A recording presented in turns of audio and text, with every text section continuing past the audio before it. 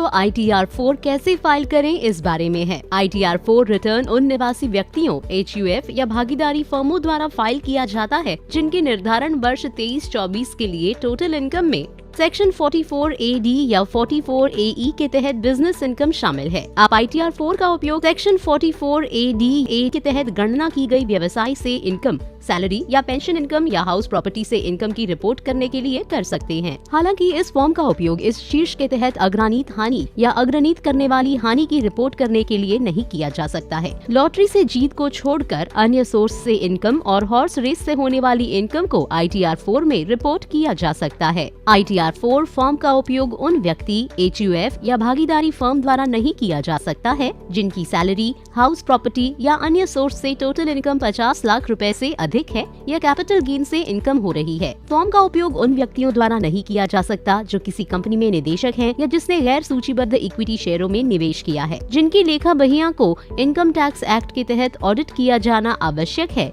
या जो अनिवासी व्यक्ति हैं। आपको इनकम टैक्स रिटर्न फाइल करना शुरू करने से पहले निम्नलिखित दस्तावेज एकत्र कर लेने चाहिए। आपके पास पैन, आधार नंबर और एनरोलमेंट ID होना चाहिए। फॉर्म 16 और फॉर्म 16A की कॉपी कलेक्ट करें और AIS फॉर्म 26AS डाउनलोड करें। बचत, निवेश या पेमेंट का प्रूफ, बैंक अकाउंट स्टेटमेंट और लोन अकाउंट स्टेटमेंट की एक कॉपी और आपके कारोबार के वित्तीय विवरण यानी अंतिम देनदार, लेनदार, बैंक और कैश बैलेंस भी कलेक्ट करें। ITR फाइल करने के दो माध्यम हैं, ई-फाइलिंग पोर्टल पर ऑनलाइन माध्यम या ई-फाइलिंग पोर्टल के डाउनलोड सेक्शन से ऑफलाइन यूटिलिटी डाउनलोड करना।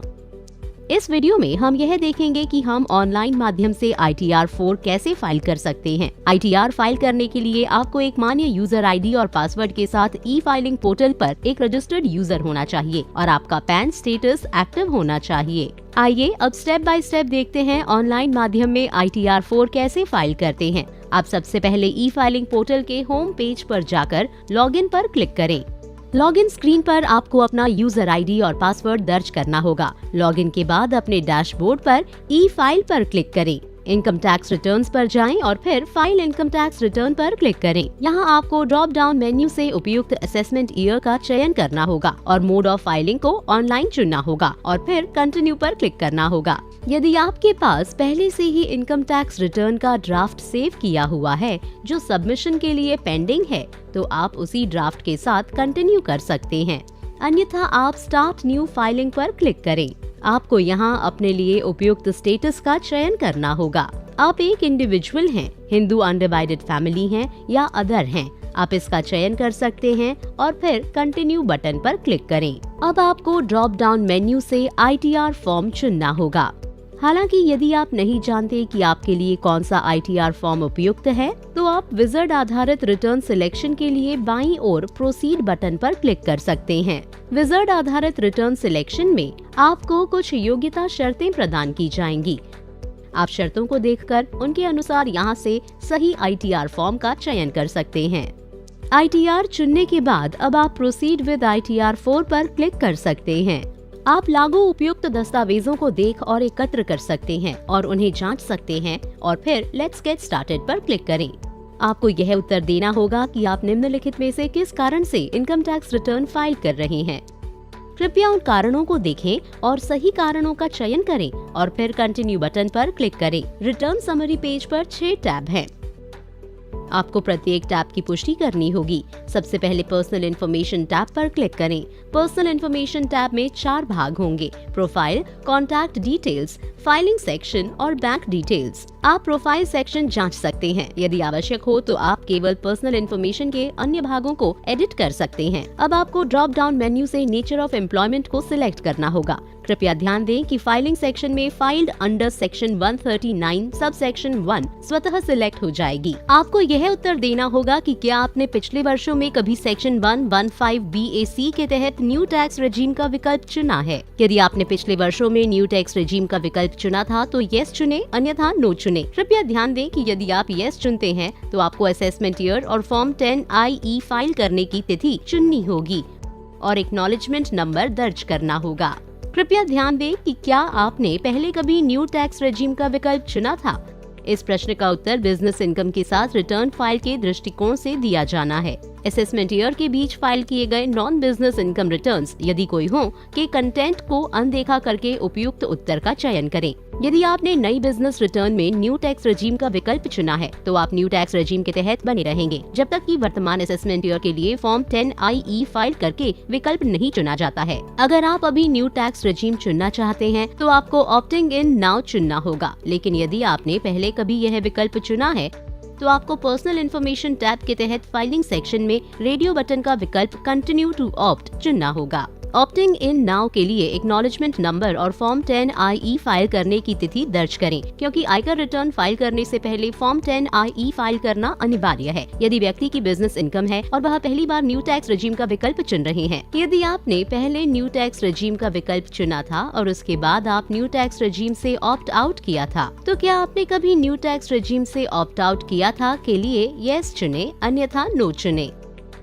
यदि आप येस चुनते हैं तो आपको असेसमेंट ईयर और date of filing form 10IE और उसका एक्नॉलेजमेंट नंबर देना होगा। यदि आपने पिछले वर्षों में न्यू टैक्स रजीम का विकल्प नहीं चुना है तो नो चुने, और यदि आप न्यू टैक्स रजीम प्राप्त करना चाहते हैं तो चालू वर्ष के लिए ऑप्टिंग इन नाउ विकल्प चुने, अन्यथा नॉट ऑप्टेड चुने। यदि आप अब न्यू टैक्स रजीम का विकल्प चुनते हैं तो आपको एक पॉपअप दिखाई देगा कि आप कुछ कटौतियों और छूटों के लिए पात्र नहीं होंगे। प्रोसीड पर क्लिक करें, एक्नॉलेजमेंट नंबर और date of filing form 10IE दर्ज करें, क्योंकि बिजनेस इनकम वाले व्यक्ति के लिए न्यू टैक्स रजीम का चयन करना जरूरी है। बैंक डिटेल्स सेक्शन में आपको बैंक डिटेल्स दर्ज करना होगा। बैंक डिटेल्स को पूर्व सत्यापित करना होगा और रिफंड के लिए एक बैंक अकाउंट का चयन करना होगा। पर्सनल इन्फॉर्मेशन टैब की अब पुष्टि हो गई है। अब आपको ग्रॉस टोटल इनकम टैब के लिए पुष्टिकरण करना होगा। यहाँ आप पहले से भरे गए इनकम डिटेल्स को सत्यापित कर सकते हैं। आप पहले से भरी इन्फॉर्मेशन को आपके पास उपलब्ध दस्तावेजों के अनुसार एडिट कर सकते हैं। सैलरी इनकम के डिटेल्स जोड़ने के लिए आप एडिट बटन पर क्लिक कर सकते हैं। यदि आप सेक्शन 89A के तहत लाभ का दावा करना चाहते हैं तो आप ऐड बटन पर क्लिक करें। इनकम फ्रॉम हाउस प्रॉपर्टी की रिपोर्ट करने के लिए ऐड/एडिट डिटेल्स पर क्लिक करें। आप इनकम फ्रॉम हाउस प्रॉपर्टी के डिटेल्स दर्ज कर सकते हैं और फिर ऐड बटन पर क्लिक करें।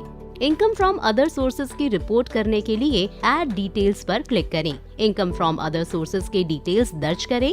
डिटेल्स जोड़ने के लिए ऐड पर क्लिक करें। अब आप income from business and profession पर हैं। आप income from business and profession को जोड़ने के लिए ऐड डिटेल्स पर क्लिक कर सकते हैं। 3 सेक्शंस होंगे, बिजनेस, प्रोफेशन और गुड्स कैरेज। आप कारोबार से प्रकल्पित इनकम दर्ज करने के लिए बिजनेस सेक्शन पर क्लिक कर सकते हैं। व्यवसाय से प्रकल्पित इनकम दर्ज करने के लिए प्रोफेशन सेक्शन पर क्लिक कर सकते हैं और माल ढुलाई कारोबार से प्रकल्पित इनकम दर्ज करने के लिए गुड्स कैरेज सेक्शन पर क्लिक कर सकते हैं। सभी इनकम जोड़ने के बाद इनकम डिटेल्स सत्यापित करने के लिए कंफर्म करें। ग्रॉस टोटल इनकम टैब की अब पुष्टि हो गई है। अब आपको डिस्क्लोजर्स एंड एग्जेम्प्ट इनकम की पुष्टि करनी होगी। आप अपने financial particulars of your business जोड़ने के लिए ऐड डिटेल्स पर क्लिक कर सकते हैं। कृपया ध्यान दें कि कुछ विवरण एस्टेरिक चिन्ह से मार्क किए गए हैं। इन विवरणों के लिए इन्फॉर्मेशन प्रदान करना अनिवार्य है। जीएसटी के लिए रिपोर्ट की गई ग्रॉस रिसिप्ट या टर्नओवर के बारे में इन्फॉर्मेशन देने के लिए ऐड डिटेल्स पर क्लिक करें और एग्जेम्प्ट इनकम के डिटेल्स देने के लिए एग्जेम्प्ट इनकम पर क्लिक करें। आप जीएसटी के तहत जीएसटी नंबर और annual value of outward supplies जोड़ सकते हैं। आपको नेचर ऑफ एग्जेम्प्ट इनकम यदि कोई हो का चयन करना होगा और फिर डिटेल्स देना होगा। फिर ऐड बटन पर क्लिक करना होगा। डिटेल्स सत्यापित करें और फिर डिस्क्लोजर्स एंड एग्जेम्प्ट इनकम के डिटेल्स की पुष्टि के लिए कंफर्म पर क्लिक करें। डिस्क्लोजर्स और एग्जेम्प्ट इनकम टैब की पुष्टि हो गई है। अब आप टोटल डिडक्शन का पुष्टिकरण कर सकते हैं। टोटल डिडक्शंस टैब में ITR 4 में बदलाव देखना जरूरी है। निर्धारण वर्ष 23-24 से प्रभावी सेक्शन 80 CCH के तहत डिडक्शन को जोड़ा गया है, जिसमें आवेदक और केंद्रीय सरकार द्वारा अग्निवीर कॉर्पस फंड में योगदान की गई पूरी राशि सेक्शन 80 CCH के तहत टैक्स डिडक्शन के लिए प्रयोज्य है। यदि आपने नेचर ऑफ एम्प्लॉयर के रूप में सेंट्रल गवर्नमेंट का चयन किया है तो यह डिडक्शन उपलब्ध होगी।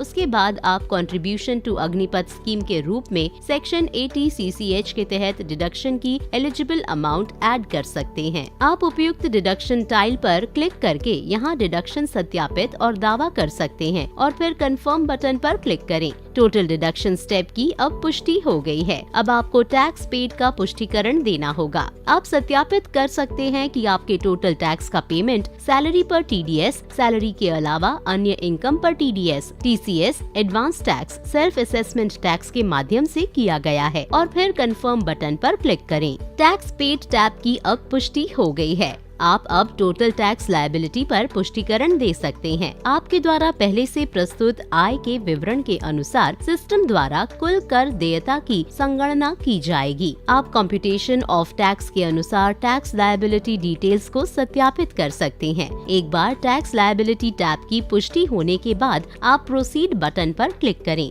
यदि टैक्स पेमेंट करना आवश्यक है तो आप पे नाउ या पे लेटर चुन सकते हैं। हालांकि आपको सलाह दी जाती है कि आप पे नाउ करें और ई-पे टैक्स सर्विस का उपयोग करके टैक्स का भुगतान करें। ई-पे टैक्स सर्विस का उपयोग करके टैक्स पेमेंट कैसे करें, इसके लिए आप ई-पे टैक्स सर्विस पर वीडियो देख सकते हैं। टैक्स पेमेंट के बाद आप शेड्यूल टैक्स पेड पर क्लिक कर सकते हैं। आप टोटल टैक्सेस पेड को सत्यापित कर सकते हैं। चालान का ब्यौरा स्वतः भर जाएगा। आपको चालान का ब्यौरा सत्यापित करना होगा। यदि कोई पेमेंट करने की आवश्यकता नहीं है तो आप प्रीव्यू रिटर्न पर क्लिक कर सकते हैं। आप अपनी डिटेल्स को जांच और जोड़ सकते हैं और फिर प्रोसीड टू प्रीव्यू पर क्लिक कर सकते हैं। यह रिटर्न का प्रीव्यू है। अब आप प्रोसीड टू वैलिडेशन पर क्लिक कर सकते हैं। वैलिडेशन सफलता पूर्वक हो जाने के बाद आप प्रोसीड टू वेरिफिकेशन पर क्लिक कर सकते हैं। आप उस विकल्प का चयन कर सकते हैं जिसके माध्यम से आप अपनी विवरणी को सत्यापित करना चाहते हैं और फिर जारी रखें बटन पर क्लिक करें। आप बाद में सत्यापित करना भी चुन सकते हैं। हालांकि अभी सत्यापित करने की सलाह दी जाती है। वेरिफिकेशन के बाद आपको एक सफलता संदेश you have successfully filed and verified your return प्राप्त होगा।